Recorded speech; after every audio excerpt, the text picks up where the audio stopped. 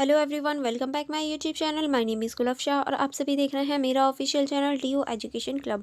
आई hope आप सभी ठीक होंगे और आप सभी अपनी अपनी स्टडी अच्छे से कर रहे होंगे। देखिए, आज की जो मेरी वीडियो है वो सेमेस्टर 1 की होने वाली है। और देखिए, ये जो आपका सब्जेक्ट है ये बीए प्रोग्राम में भी है और बीए ऑनर्स में भी है। तो अगर आप बीए प्रोग्राम के स्टूडेंट हैं तो भी आपके लिए बेनिफिट वाली वीडियो है, एंड अगर आप बीए ऑनर्स के स्टूडेंट हैं तो भी आपके लिए बेनिफिट वाली वीडियो होने वाली है।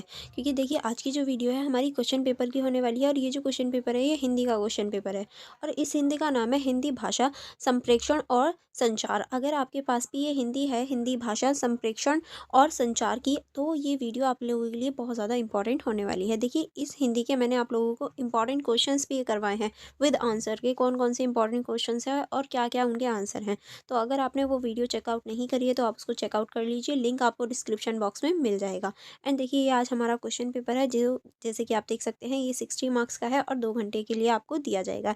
यानी आपको इसे अटेम्प्ट करने के लिए 2 घंटे दिए जाएंगे।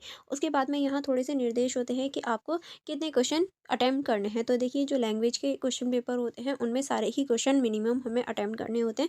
यहाँ पर भी आप देख सकते हैं सभी क्वेश्चन अनिवार्य हैं।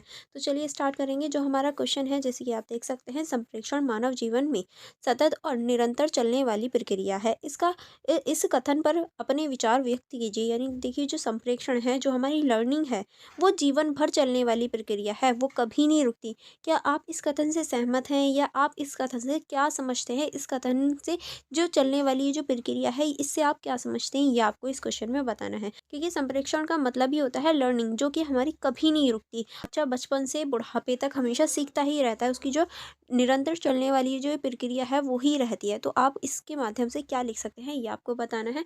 एंड देखिए, इसके अथवा में आपको एक और क्वेश्चन मिल जाता है। अथवा में आपका संप्रेषण की प्रक्रिया का उल्लेख करते हुए इसके बाध्य तत्वों पर प्रकाश डालिए। यानी संप्रेषण की जो प्रक्रिया है वो बताते हुए आपको ये बताना है कि इसके जो बाधक तत्व होते हैं, यानी इसको संप्रेषण प्रक्रिया के टाइम पे जो हमें बाधा फेस करनी होती है वो आपको इसमें बतानी है। ठीक है, नेक्स्ट क्वेश्चन है हमारा, संप्रेषण के विभिन्न माध्यमों का सुविस्तार वर्णन कीजिए। यानी आपको इसमें संप्रेषण के जो माध्यम होते हैं उनका आपको वर्णन करना है। ठीक है, इस क्वेश्चन के अंतर्गत। चलिए नेक्स्ट क्वेश्चन की तरफ चलेंगे। देखिए, नेक्स्ट क्वेश्चन जो है वो हमारा अथवा में दे रखा है। इसी के अथवा में जो नेक्स्ट क्वेश्चन है वो है हमारा, संचार के विभिन्न प्रकारों का सो उदाहरण समझाइए। यानी आपको इसमें संचार के जितने भी प्रकार होते हैं, यानी संचार के सारे जो प्रकार हैं वो आपको बताना है, वो भी उदाहरण के साथ में। ये भी क्वेश्चन मैंने आपके लिए अटेम्प्ट करवाया था उस इंपॉर्टेंट वीडियो की सीरीज में। ठीक है, नेक्स्ट क्वेश्चन की तरफ चलेंगे। नेक्स्ट क्वेश्चन है हमारा, अभाषित संप्रेषण की विशेषताएं बताते हुए संप्रेषण में उनकी भूमिका को स्पष्ट कीजिए। यानी जो अभाषित संप्रेषण होते हैं जिसमें भाषा का यूज़ नहीं होता है वो आपको बताना है, और उसमें किस तरह से ये संप्रेषण की भूमिका को निभाते हैं, यह भूमिका में इंपॉर्टेंट रोल निभाते हैं, ये आपको बताना है। एंड अगर आपको ये क्वेश्चन नहीं आता तो इसके अथवा में एक और क्वेश्चन है, दिल्ली में कूड़ा निस्तारण योजना अभियान पर एक स्पष्ट रिपोर्ट तैयार कीजिए। यानी जो दिल्ली है उसमें जो कूड़ा निस्तारण योजना चल रही है उसके बारे में आपको एक रिपोर्ट तैयार करनी है। ठीक है, चलिए नेक्स्ट चलेंगे। नेक्स्ट क्वेश्चन है हमारा क्वेश्चन नंबर 4। क्वेश्चन नंबर 4 है हमारा, डायरी लेखन का आशय और उसकी विशेषताओं का उल्लेख कीजिए। यानी आपको इसमें डायरी लेखन का जो आशय होता है वो बताना है, और उसकी जो विशेषताएं होती हैं वो आपको इसमें स्पष्ट करनी है। अपने जीवन की किसी महत्वपूर्ण घटना को डायरी लेखन के अंश में तैयार कीजिए। यानी आप अपने जीवन की कोई भी घटना जो आपको लगता है कि हाँ वो हमारे जीवन की इंपॉर्टेंट घटना है, वो आपको एक डायरी लेखन के रूप में यहाँ लिखकर दिखानी है। देखिए, डायरी लेखन कैसे लिखते हैं वो भी मैंने आपको बताया था, तो आप उस वीडियो को चेक जरूर करना।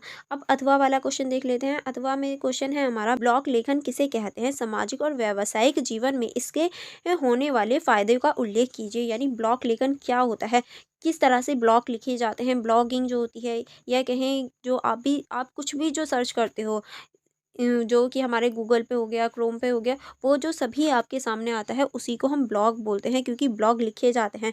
आपने मेरे चैनल के माध्यम से भी ब्लॉग पढ़े होंगे, क्योंकि मैंने भी ब्लॉग लिखे हैं।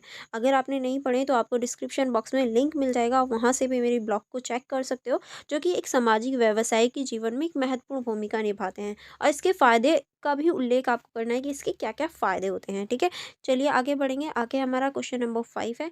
जैसे कि आप देख सकते हैं, क्वेश्चन नंबर 5 में हमारे, देखिए यहाँ 4 पॉइंट्स दे रखे हैं, लेकिन आपको किन्हीं 2 को अटेम्प्ट करना है। और ये जो 4 हैं इसमें पहला है आपका भ्रामक संप्रेषण। भ्रामक संप्रेषण का मतलब होता है गलत जानकारी। तो आप किस तरह से भ्रामक संप्रेषण को बता सकते हैं, ये आपको बताना है। नेक्स्ट है आपका फीडबैक। फीडबैक का मतलब होता है जब भी कोई कार्य होता है उसका जो प्रभाव रहा वो कैसा रहा, वो जो बताना होता है वही फीडबैक कहलाता है। तो आपको ये इसके बारे में बताना है। नेक्स्ट होता है हमारा संवाद लेखन। हमारा संवाद लेखन होता है वो आपको इस क्वेश्चन में बताना है। नेक्स्ट होता है हमारा संपादकीय से अभिप्राय, यानी जो संपादकीय होता है उससे क्या अभिप्राय होता है ये आपको बताना है। और टोटल आपको ये 12 नंबर का देखने को मिलेगा, यानी 6+6 यानी 12 नंबर का ये आपको क्वेश्चन देखने को मिलेगा।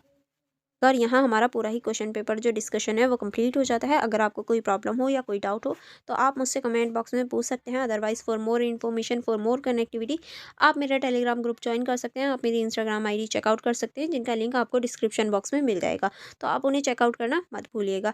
एंड जो इसके इंपॉर्टेंट क्वेश्चन विद आंसर हैं उनकी भी वीडियोज़ देख लेना, मैं लिंक डिस्क्रिप्शन बॉक्स में दे दूँगी। चलिए फिर मिलेंगे नेक्स्ट वीडियो में। Thank you for watching every